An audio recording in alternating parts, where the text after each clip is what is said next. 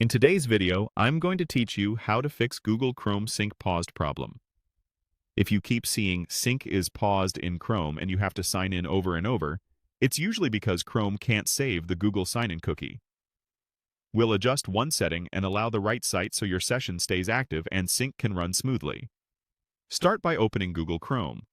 Once it's up, look to the top right corner and click the three dots to open the Chrome menu. From that menu, choose Settings. This opens a new tab with all of Chrome's configuration options. On the Settings page, go to the section called Privacy and Security. That's where Chrome manages cookies, permissions, and site data. Click it to open the privacy controls.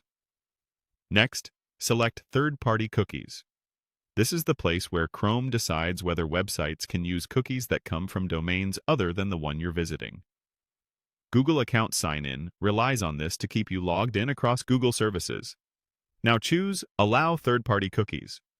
This ensures Chrome won't block the cookie that keeps your Google account signed in, which is essential for Chrome Sync to stay on without pausing. While you're still on this page, find the area labeled Sites Allowed to Use Third-Party Cookies. Click Add. A small box will appear asking for a site. Type exactly accounts.google.com. This is the Google Accounts domain Chrome uses to maintain your sign-in state. Then click Add to save it. Adding this site explicitly helps even if Chrome changes defaults in the future, because you're telling the browser it's okay for this trusted domain to set the cookie needed for sync.